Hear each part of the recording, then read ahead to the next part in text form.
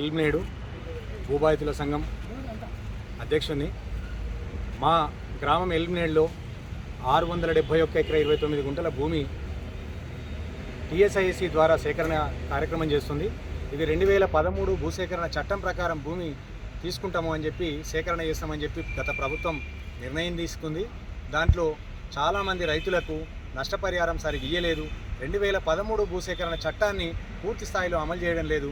కాబట్టి రైతుల పరంగా మేము పూర్తి నష్టపరిహారం చెల్లించాలని చెప్పి ఆర్డీఓ గారికి, ఎంఆర్ఓ గారికి, డిప్యూటీ కలెక్టర్ భూసేకరణ రంగారెడ్డి జిల్లా గారికి, రంగారెడ్డి జిల్లా కలెక్టర్ గారికి పూర్తి స్థాయిలో అందరికీ రిప్రజెంటేషన్లు ఇచ్చినాము. బీసీ కమిషన్లో ఇచ్చినాము, ఎస్సీ కమిషన్లో ఫిర్యాదు చేసినాము, హెచ్ఆర్సీలో ఫిర్యాదు చేసినాము, ఎస్టీ కమిషన్లో ఫిర్యాదు చేసినాము, హైకోర్టుకు వెళ్ళినాము. హైకోర్టులో అందరికీ కూడా 100 మంది రైతులకు జడ్జిమెంట్ వచ్చింది.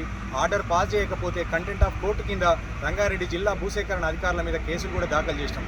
అయితే ఇప్పుడు ఎస్సీ కమిషన్ వస్తుంది కలెక్టరేట్కు అని చెప్పి మేము అందరం కూడా ఎస్సీలకు అన్యాయం జరిగిందని చెప్పి ఫిర్యాదు ఇవ్వడానికి పోతే ఈరోజు ఉదయం 5 గంటలకు ప్రివెంటివ్ అరెస్ట్ కింద మమ్మలను రైతులందరినీ కూడా అరెస్ట్ చేసి పోలీస్ స్టేషన్కు తీసుకొని రావడం ఇది అయితే అత్యంత దారుణం.